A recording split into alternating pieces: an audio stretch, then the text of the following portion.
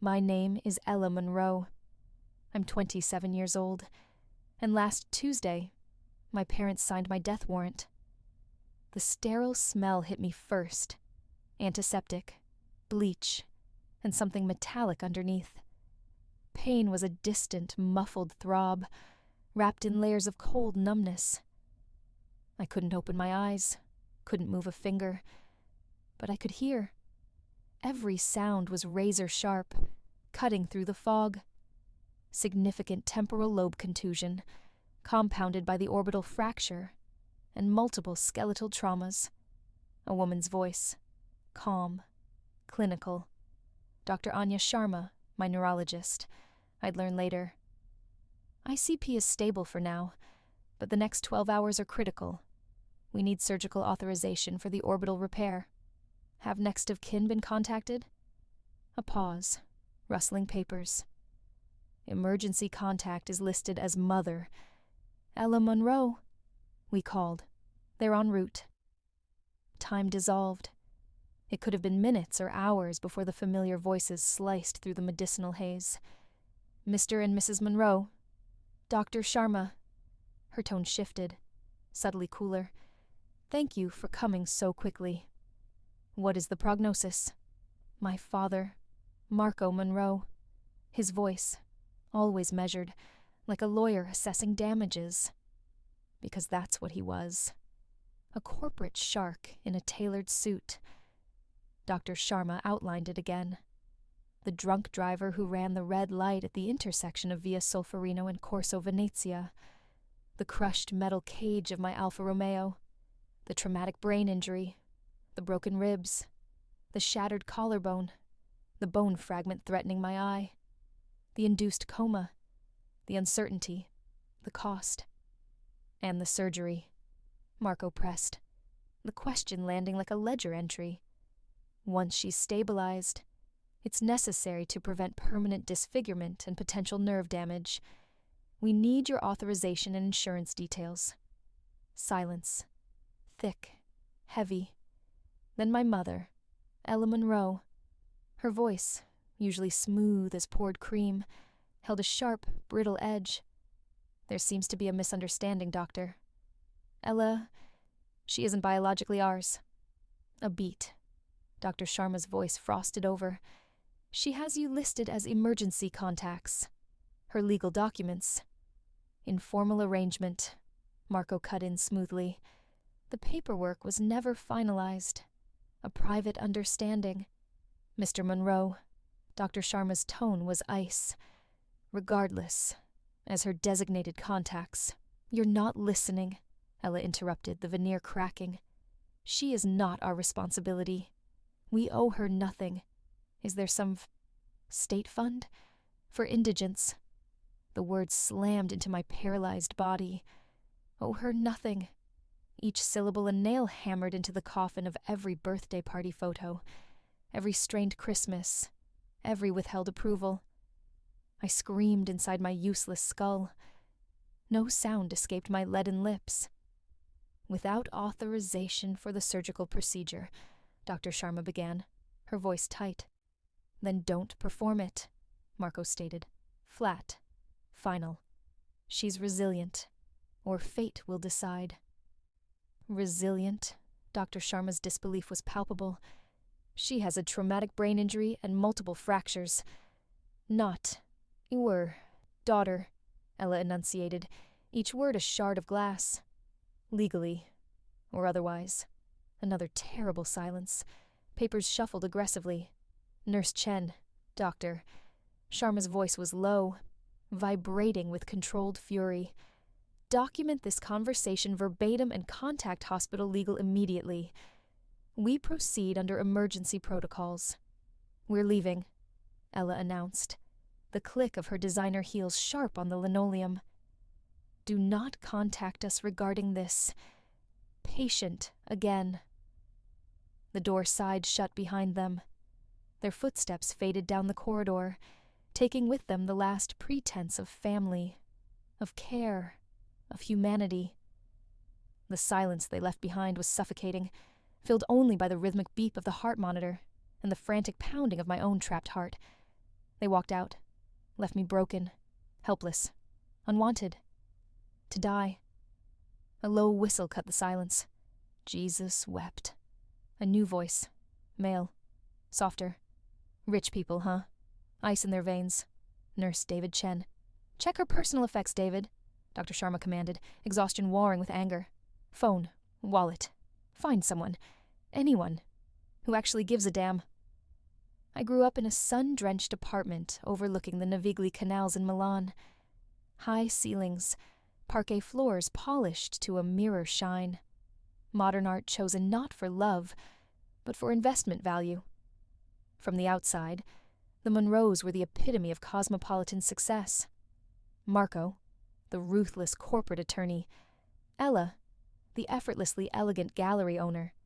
Their 2 daughters, Ella and Sophia. Our Instagram feed was a curated dream, skiing in Cortina, summers on Lake Como, opening nights at La Scala. Perfect smiles, perfect clothes, perfect lies. My earliest memory isn't of warmth or comfort. It's the sting of injustice. Age 6. Sophia, 4, had pulled a priceless Murano glass vase from a shelf, shattering it into 1,000 glittering shards. I'd rushed to gather the pieces, tiny cuts blooming on my fingers. Ella swept in, her perfume preceding her, sharp and expensive. What happened here? Her gaze swept the scene, landing not on Sophia's tear-streaked face, but on me, kneeling amidst the wreckage. I did it, I whispered automatically, shielding Sophia with my body. It wasn't thought, just instinct. Protect the golden child. Later, hidden behind the heavy brocade curtains, I heard Ella on the phone.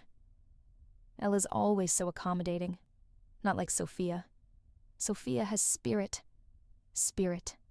That became the code word. When Sophia threw tantrums in Gucci, it was spirit. When she refused her vegetables at Ristorante Krakow, spirit. When she talked back to Marco, spirit. When I quietly aced my exams, dutiful. When Sophia scraped a pass, a triumph of her brilliant, rebellious mind. The disparities were subtle, insidious. Sophia got the larger bedroom with the canal view.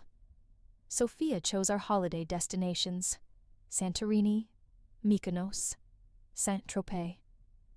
Sophia's chaotic finger paintings were framed in the living room. My meticulously rendered architectural sketches were filed away. Sophia needs more encouragement, Marco explained once, when my perfect report card elicited only a nod, while Sophia's mediocre one earned celebratory gelato. You find academics easy. She has to work harder. I worked harder, always harder, trying to bridge the uncrossable gap with achievement. Straight A's. Captain of the debate team. A full scholarship to Bocconi University. Launched my first AI-driven logistics startup at 21. They attended my graduation. Marco shook hands with the dean, accepting congratulations for his accomplishment. Ella air-kissed my cheeks for the cameras. Their eyes, though, always distant, assessing, like I was a stock portfolio, not a daughter. Only Nonna Lucia saw me. She lived in a sprawling, slightly shabby pied-à-terre in Brera, filled with the scent of espresso, old paper, and the oil paints she still used. Summers with her were my sanctuary. After the whispers, the knowing looks from relatives that never quite fit, I found refuge in her cluttered, book-filled rooms. I was 13 when she first acknowledged the ghost in the room. "You have her eyes," she murmured one afternoon, tracing the line of my cheekbone as we sorted through old photographs. "Your mother's." My breath caught. Who was she? Nonna Lucia's hand, papery and warm, covered mine. "Someone who loved you beyond measure, Piccola, but couldn't keep you. When you're older, I'll tell you everything." Older became a moving target. After university, when your business is stable, after the first major funding round, When the time is right. Always a promise deferred. Meanwhile, the chasm with the Monroes widened. Marco's firm represented my biggest competitor in a brutal patent war. When I confronted him, incredulous, he merely adjusted his cufflinks. Sentiment has no place in commerce, Ella. Business is business. Sophia followed Marco's original path into medicine, becoming a surgical resident. Their shared world of rounds and residencies became another country where I didn't speak the language. The final fracture happened 3 years ago, at Christmas dinner in Nonna's apartment. Lucia was frailer, but her gaze was sharp as ever. Conversation turned to my company's recent breakthrough, an A about the optimizing organ transplant logistics. Ella's changing the world, Nonna declared, pride warming her voice. Ella delicadamente clavó un trozo de pato asado. She's certainly determined to make her mark. Make my mark? The words slipped out, tight.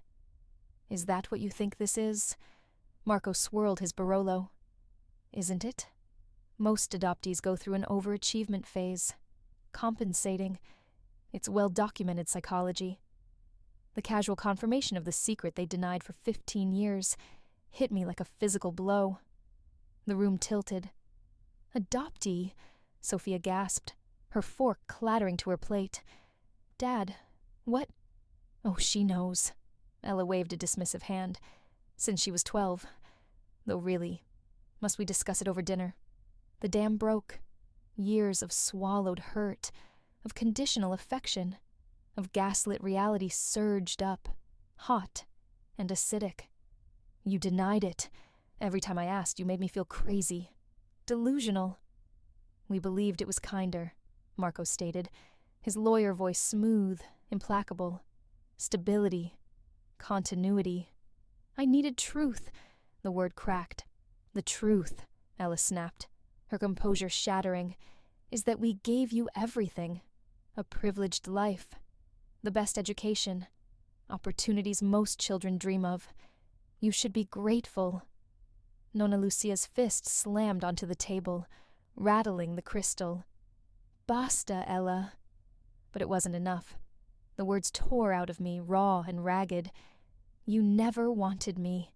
You wanted the idea of me, the perfect accessory, the proof you were benevolent saints. Well, I'm done auditioning for a role in your fucking production. I stood. My napkin fluttered to the floor like a dying bird.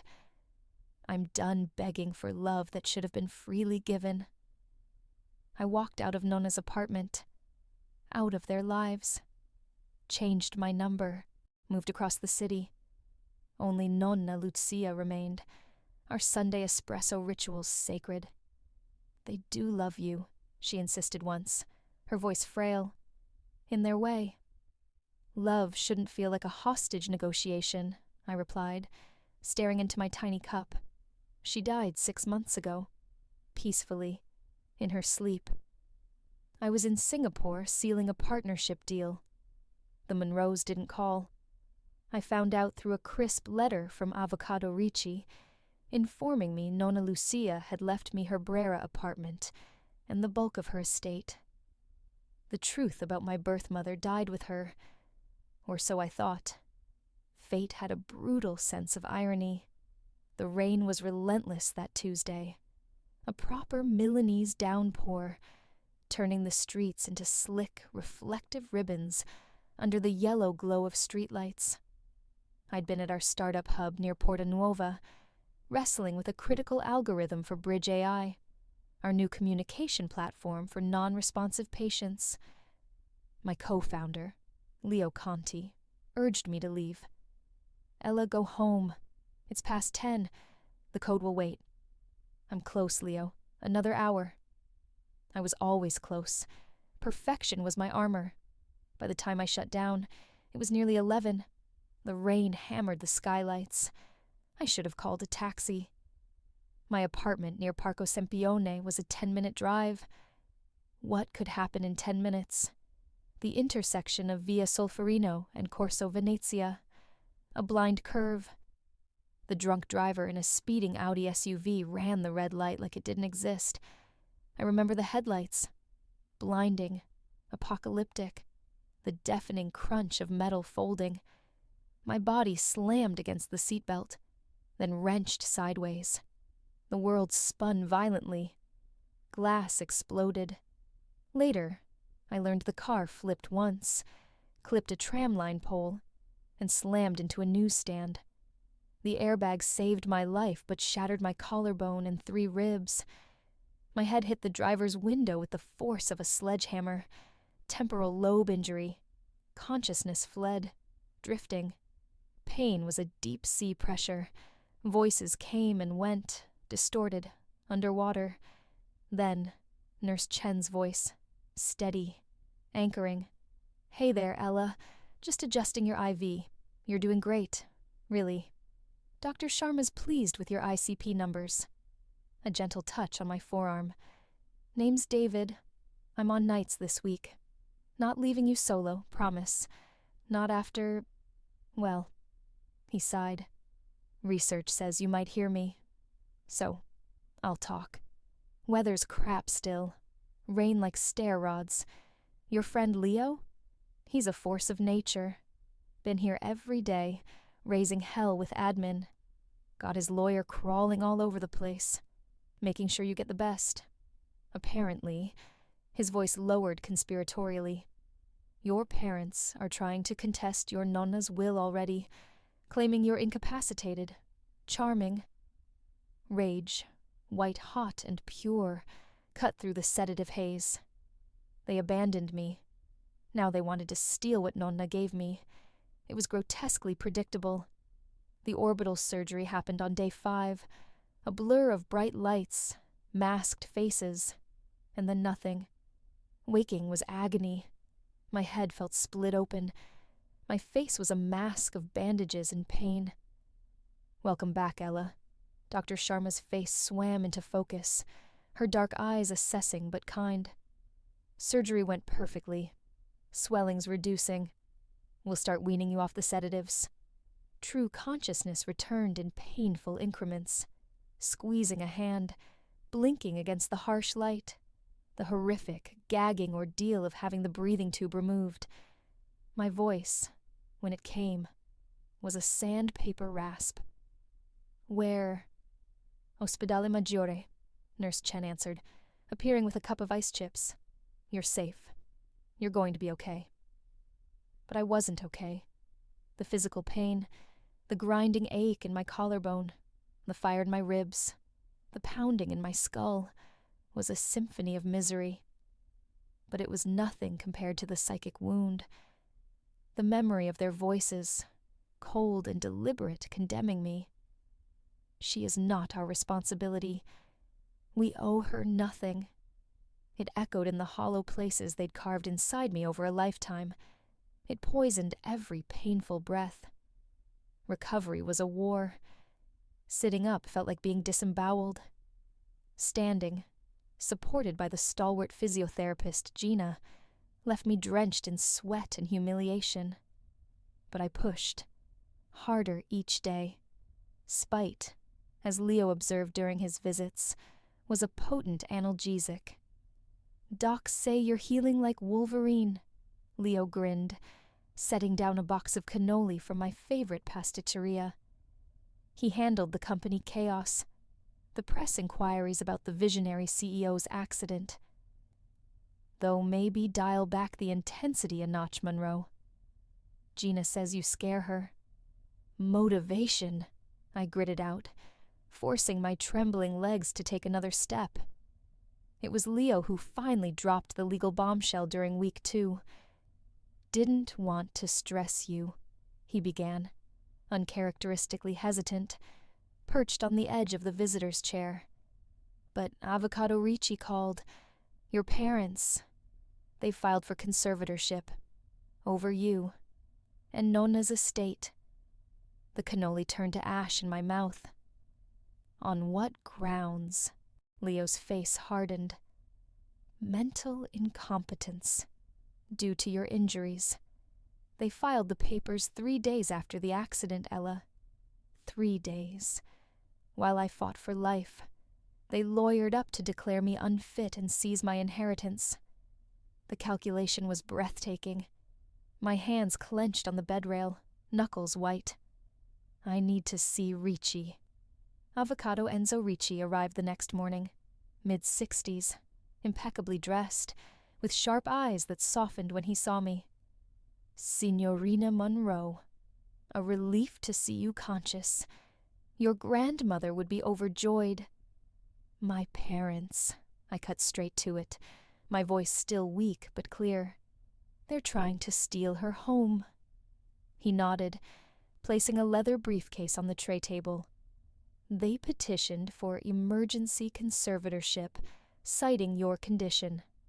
I have submitted comprehensive medical reports, affirming your competence. The court has temporarily frozen the estate assets pending your appearance. No rush. Everything is secure. He extracted a thick, cream-colored envelope. Lucia asked me to give you this. Should she pass before she could tell you herself. The envelope felt heavy with unspoken history. What is it? The truth, I believe. He stood. She loved you fiercely, Ella. Remember that. He left me holding the weight of my origins. I waited until the quiet of the night shift. The envelope contained a letter in Nonna Lucia's elegant script and several documents. My fingers trembled as I unfolded the pages. My dearest Ella, if you read this, I failed. Forgive an old woman's cowardice. Some truths cut too deep to speak aloud. You've always wondered about your birth parents. Your mother was my beloved niece, Chiara, 18, terrified, and utterly unprepared for motherhood. Your father was her high school sweetheart, Marco Bianchi. He left for university in America and wanted nothing to do with a baby. I suggested adoption within the family. My son Marco and Ella had struggled for years to conceive. It seemed perfect. You'd stay with us. They'd have the child they craved. What I didn't know, Ella was already pregnant with Sophia. She discovered it weeks after bringing you home. Suddenly, they had 2 infants. I watched, year after year, as they treated you differently. I confronted Marco. He promised to do better. But some hearts cannot love what isn't their own blood, no matter the gift. The adoption was formalized, legally binding. You are their daughter. The documents enclosed prove it. Chiara died 5 years ago. A boating accident. No other children. She asked about you constantly. I shared your triumphs, your brilliance, your strength, your beautiful spirit. The apartment, everything I leave, is yours by right, by blood, by my love. You are my true family. Forgive me for waiting. I thought I protected you. Perhaps I protected myself from confessing my role in placing you with those who couldn't cherish you as you deserved. No, I loved you completely. From the moment Chiara placed you in my arms. Con tutto il mio amore. Nonna Lucia tears blurred the elegant script. I read it twice, 3 times. Then I examined the documents. My original birth certificate. Mother, Chiara Moretti. The adoption decree signed by Marco and Ella Monroe. The amended birth certificate listing them as my parents. Legal, binding proof. They had lied. To the hospital. To themselves. To me. That night, wrapped in pain and the scent of antiseptic, I forged my resolve in white-hot fury. I would recover, completely, and I would ensure Marco and Ella Monroe faced the consequences of their calculated cruelty. Physical therapy became my battleground. Gina pushed. I pushed harder. Collarbone screaming. Do another rep. Ribs on fire. Walk another lap. Dizziness threatening to black me out. Focus. Breathe. Fight. You are relentless, Ella. Gina gasped after one brutal session where I refused to stop until I'd completed the set. What drives you?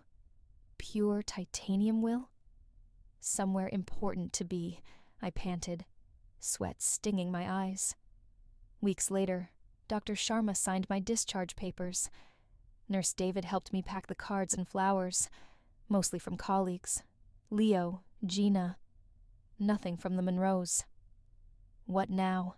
David asked, wheeling me towards the exit where Leo waited with his Tesla. I looked up at the nurse who'd been my human anchor. Now, I said, my voice steady. I go home. And I write a letter that will shatter their perfect world. Leo drove me to his sleek loft in Porta Volta, my temporary HQ. The view of the city skyline was a far cry from the hospital's sterile walls. Somewhere out there, in their penthouse overlooking the Duomo, my parents were plotting. They had no idea the storm that was coming. Leo's spare room became my command center. I pinned a timeline to the wall. Accident. Hospital abandonment. Conservatorship filing.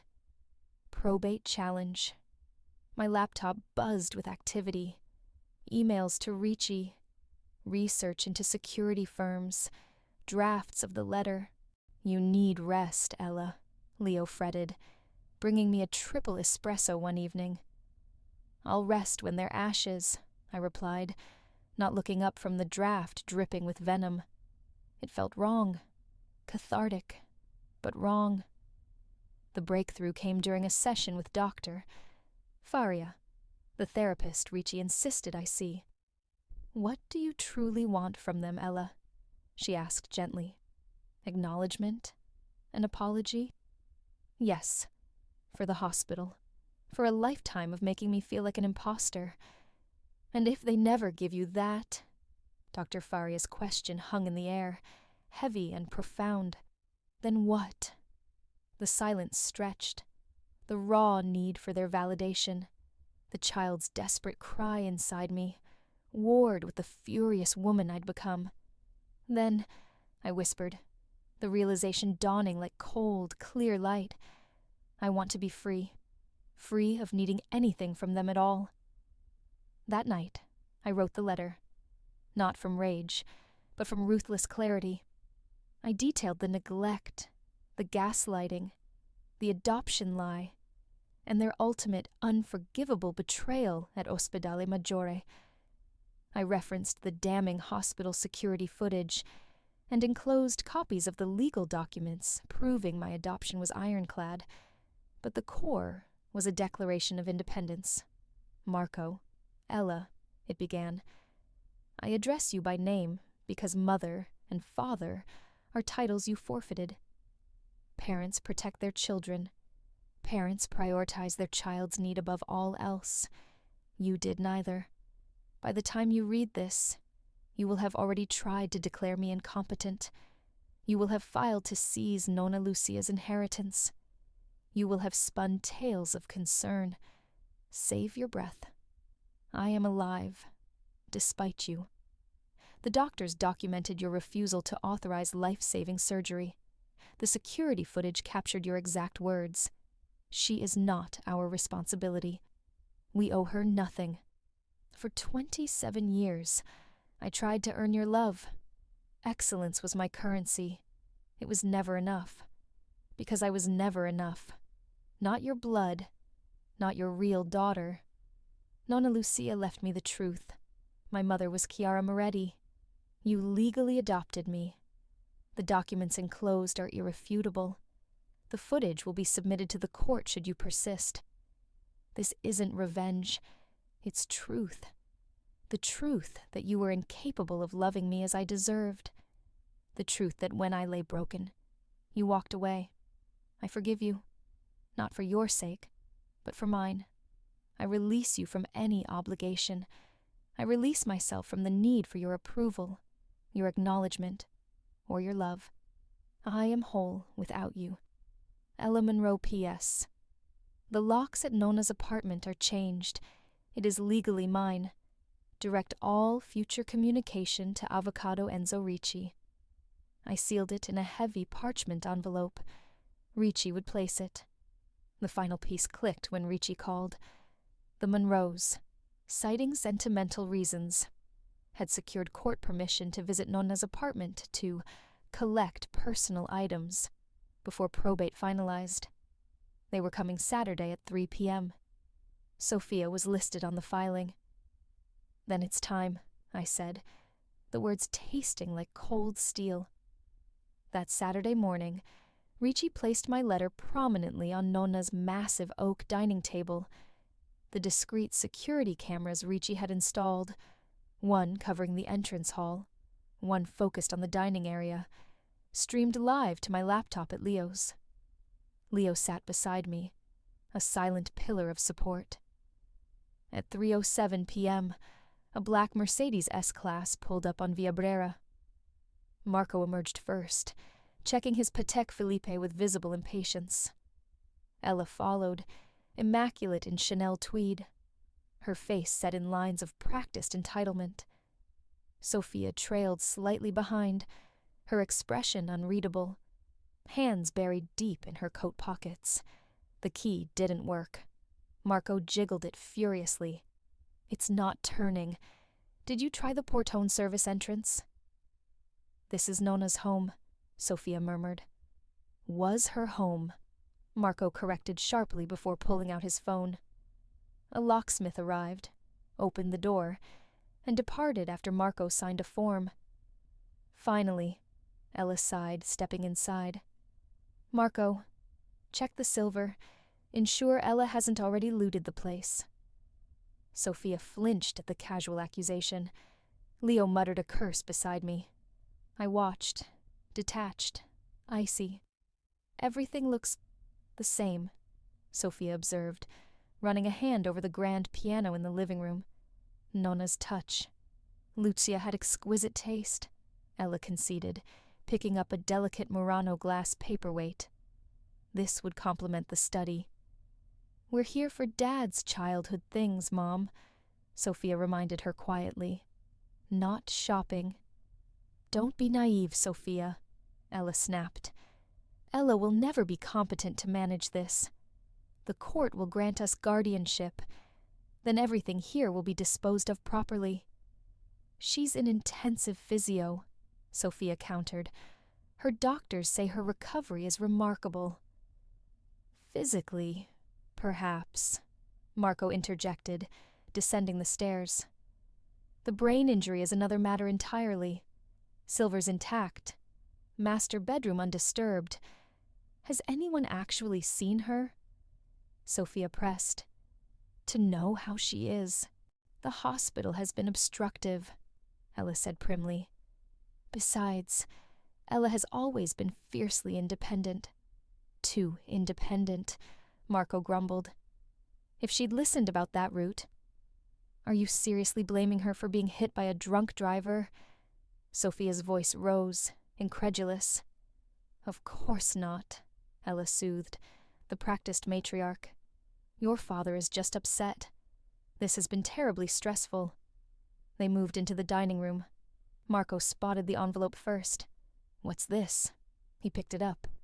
Addressed to Ella. Well, she's not here, is she? Ella plucked it from his hand and tore it open with brisk efficiency. As she read, the color drained from her face.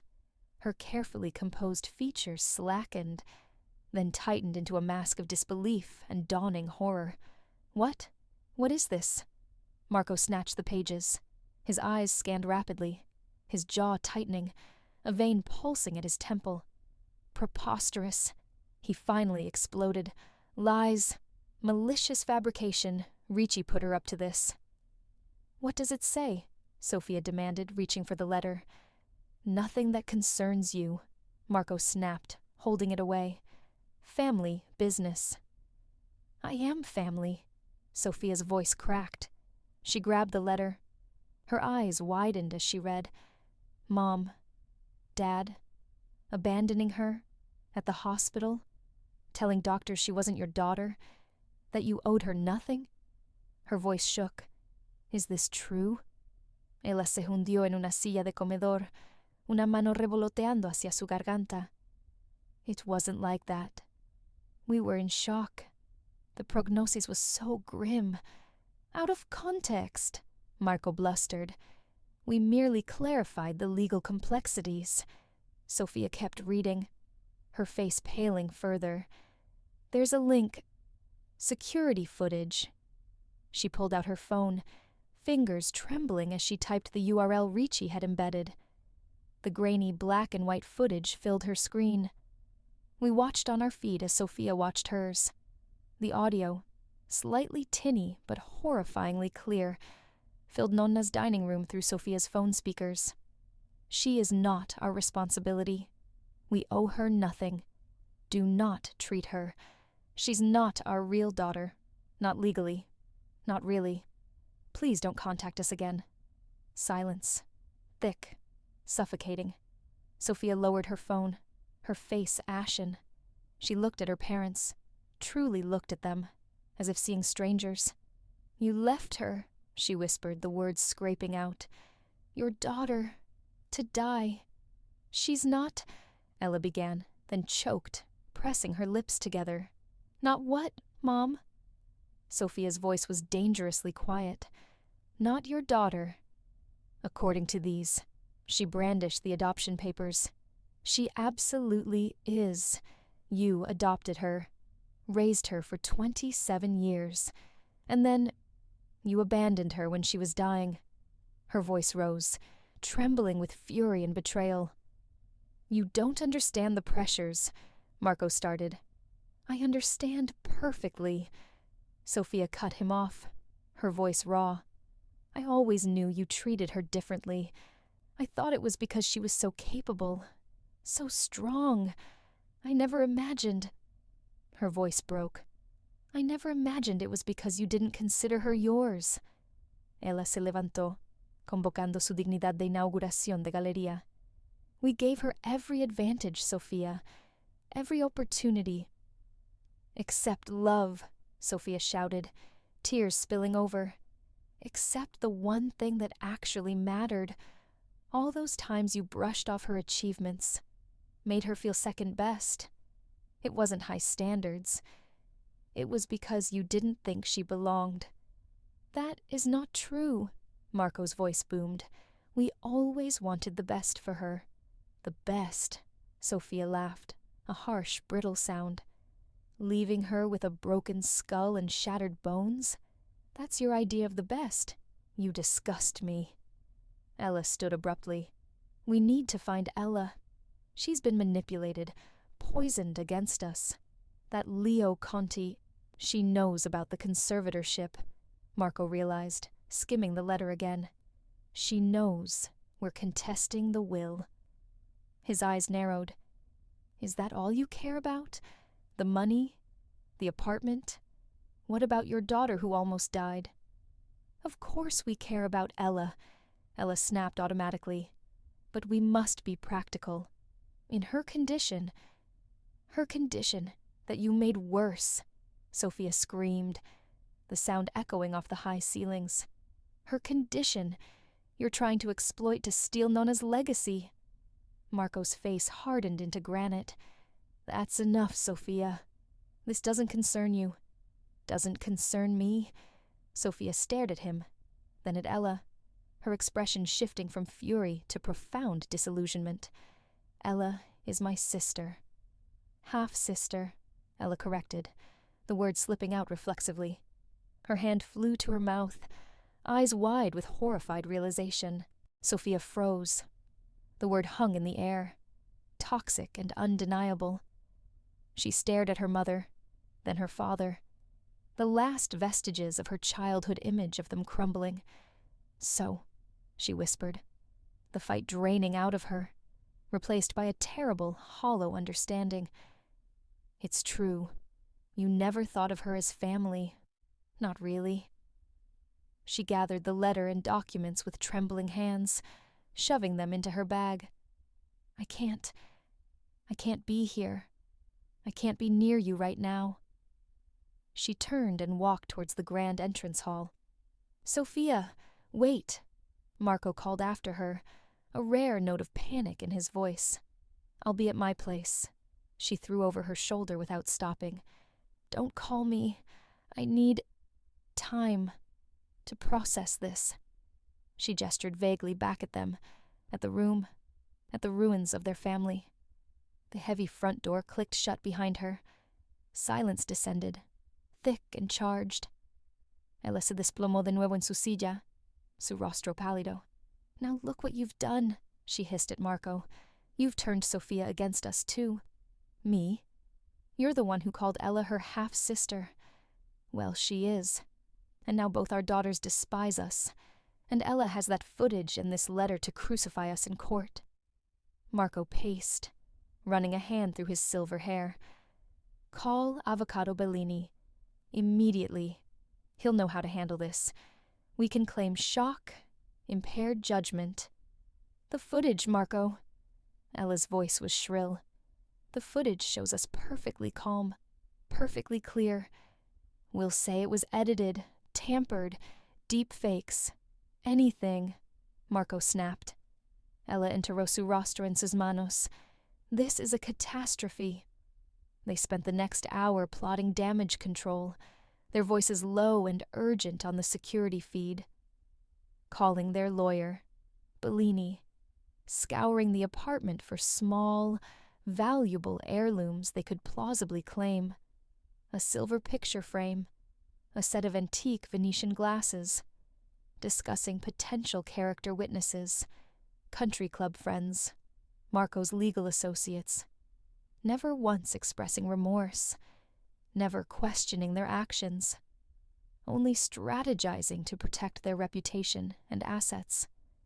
It was a grotesque confirmation of everything Nona's letter and my life had told me. They were incapable of change, incapable of genuine love.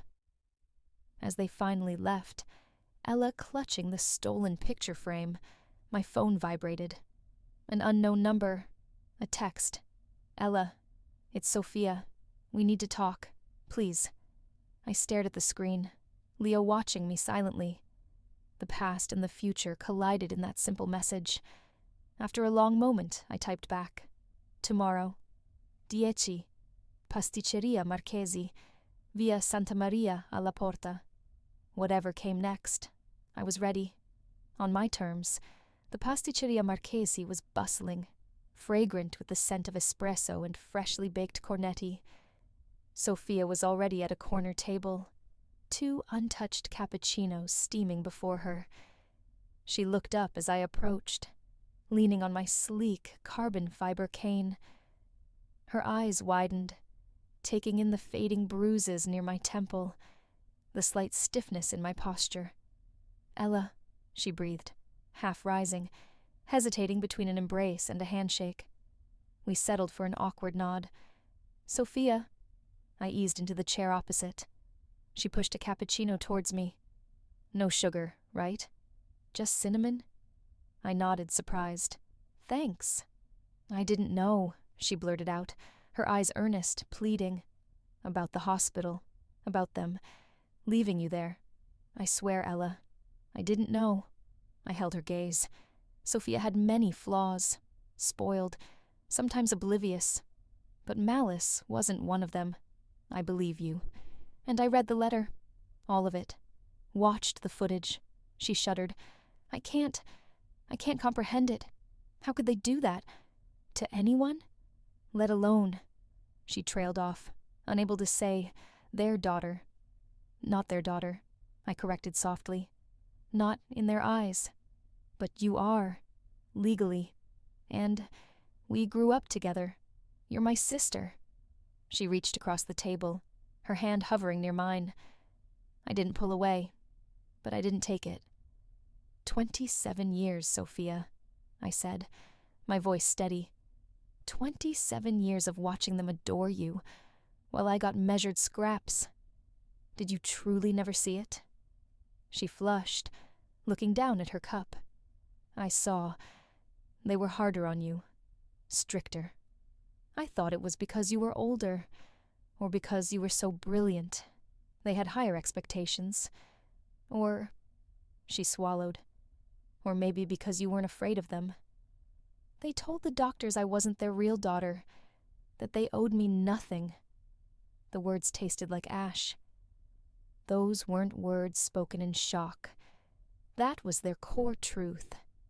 It's not my truth, Sophia insisted, her eyes bright with tears. You're my sister.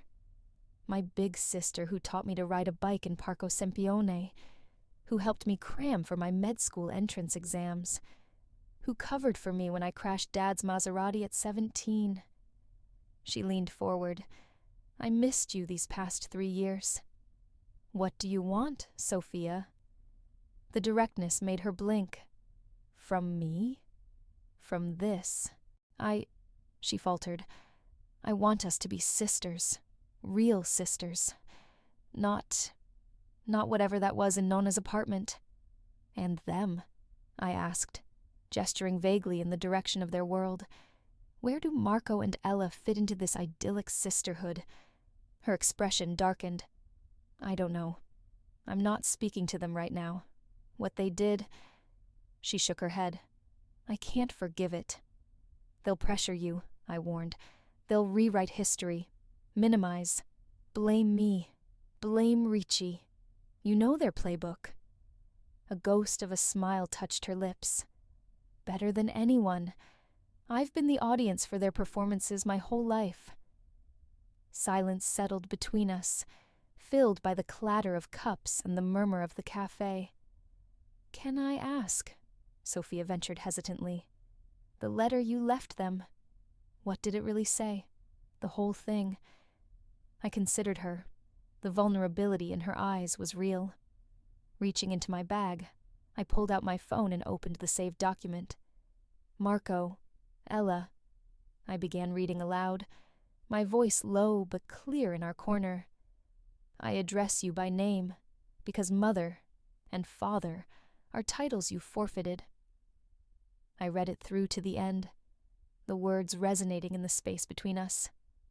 I forgive you, not because you deserve forgiveness, but because I deserve peace. I release you from any obligation to me, and I release myself from any obligation to you. I no longer need your approval, your acknowledgement, or your love. I am whole without you. When I finished, Sophia was crying silently, tears tracing paths down her cheeks. She wiped them away with a napkin. That's the bravest, most heartbreaking thing I've ever heard, she whispered. They called me yesterday, I said, putting my phone away. 6 times. Voicemails dripping with concern for my recovery. Offers of help. Sophia made a sound of disgust. Delusional. They inhabit their own reality, I agreed. One where they're perpetually the wronged parties. What happens now? Sophia asked, stirring her cold cappuccino. With the inheritance? The conservatorship? Ricci is handling it. The hospital footage is most conclusive. Their case is dead. After that? I shrugged. I move into Nonna's place. I build my company. I live my life, without them in it. And me? Her voice was small, tentative. Is there room in that life? For me? I studied my sister, my half-sister, the recipient of the love I'd craved, the woman now choosing truth over the comfortable lie, choosing me. I thought of Nonna Lucia's words, family is those who love you. I don't know yet, Sophia, I said honestly. There's a lot of history, a lot of hurt. I understand, she nodded, wiping her eyes again, but I'd like to try, if you're willing. Small steps, I finally said. We start small, see where it goes. The relief that washed over her face was profound. Small steps, she echoed. I can do that. We finished our cappuccinos, talking cautiously about neutral ground, her grueling surgical residency, the latest developments with Bridge AI, the impossible Milanese parking. It was stilted, awkward, but it was a start. A fragile bridge across a chasm of neglect and betrayal. Predictably, Marco and Ella escalated. They called in favors, leaned on judicial contacts, tried to subpoena my medical records, contacted my doctors directly. Ricci swatted it all down. The hospital footage was kryptonite to their credibility. Their petition for conservatorship was dismissed by a judge who looked frankly disgusted during the hearing. The probate court ruled definitively in my favor. Nonna Lucia's apartment and estate were legally, irrevocably mine. 3 weeks after our cafe meeting, Sophia called, her voice tight. They're filing a motion to annul the adoption. I was unpacking books in Nonna's sun-drenched library. Let them, I said, calm settling over me like armor. The paperwork is ironclad. Ricci has it.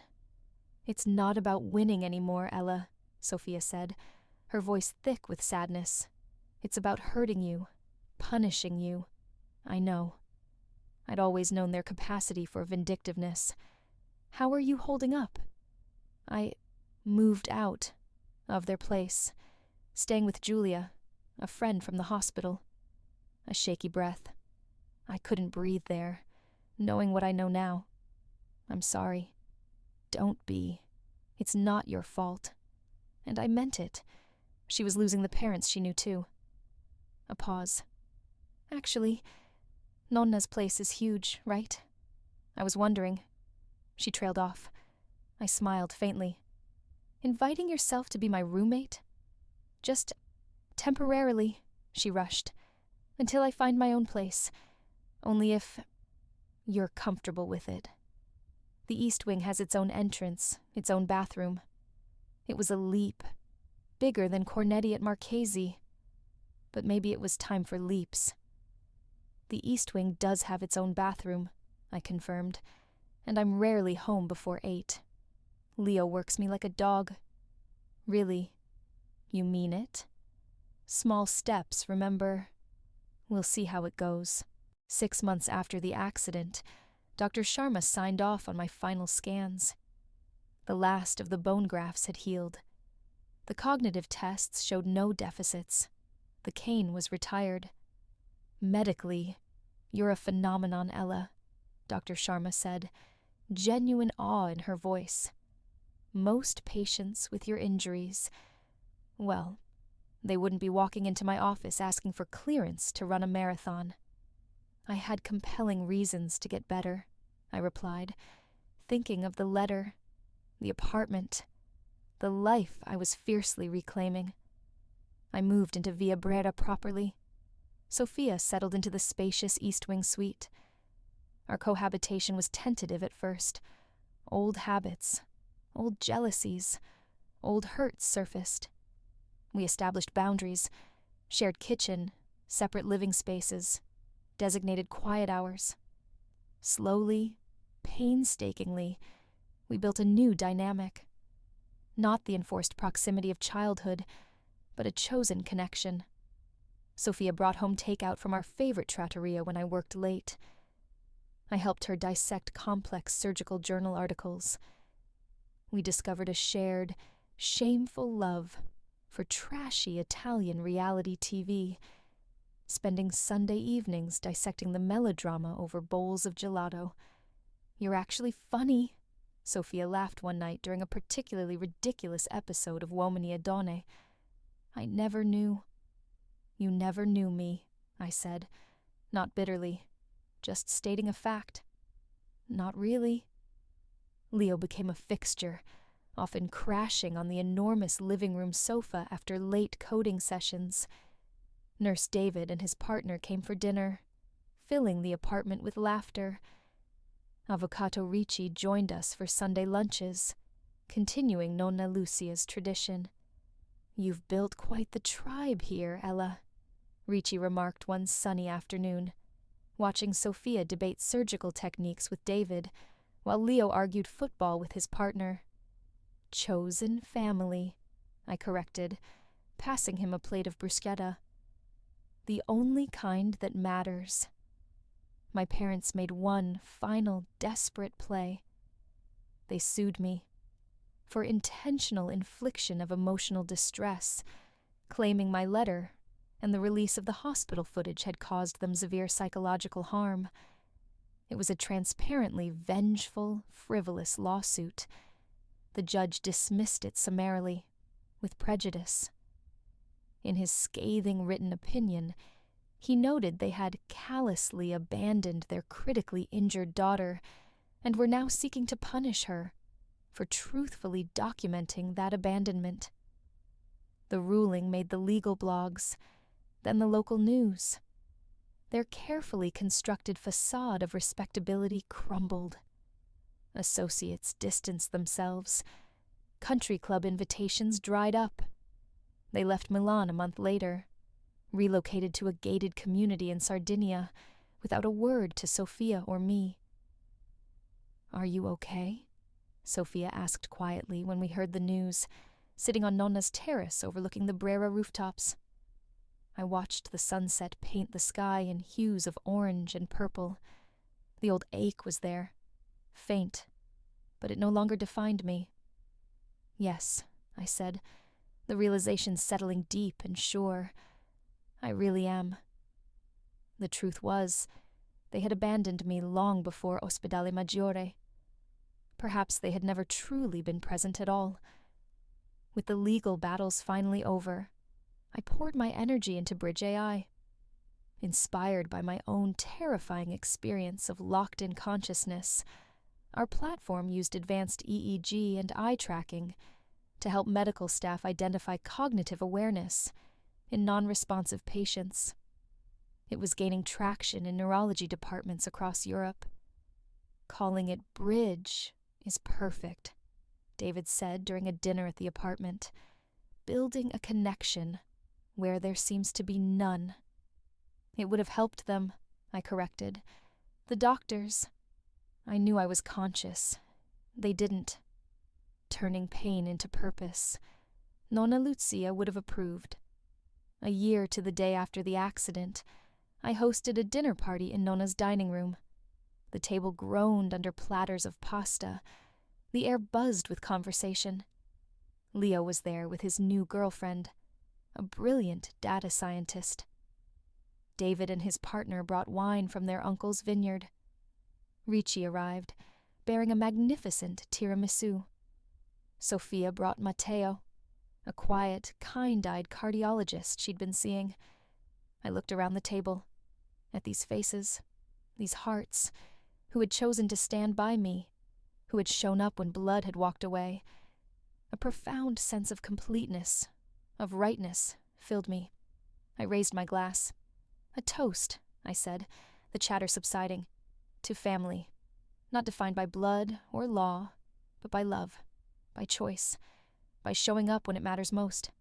To family, they echoed, glasses clinking, warmth radiating through the room.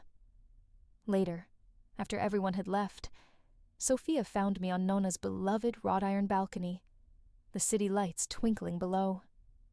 "Room for one more?" she asked softly. I shifted on the cushioned bench. She sat beside me, the silence comfortable now. "Do you ever wonder," she asked after a while, gazing out at the Duomo's illuminated spires, "where they are? What they're doing?" "Sometimes," I admitted. The image of Sardinia's coastline flashed in my mind, but it doesn't hurt anymore. "How?" She turned to me, her face earnest in the dim light. "How did you make it stop hurting?" I thought of the letter, of the unvarnished truth it contained, of the freedom it had granted. "I stopped expecting them to be something they could never be," I said finally. And I started building a life so full, so real, that their absence became irrelevant. Just empty space where love should have been, filled by something better. Sophia nodded slowly, absorbing it. "I'm still working on that part, filling the space." "It takes time," I said, bumping her shoulder gently with mine. "And you don't have to do it alone." We sat in companionable silence. The sounds of the city a distant hum. A car backfired on the street below. A sharp, sudden sound. A year ago, it might have made me flinch, transported me back to the crushing metal, the blinding lights. Now, it was just city noise, the echo of the past, not its chains. The truth had nearly killed me. But in the end, it was the only thing that set me free.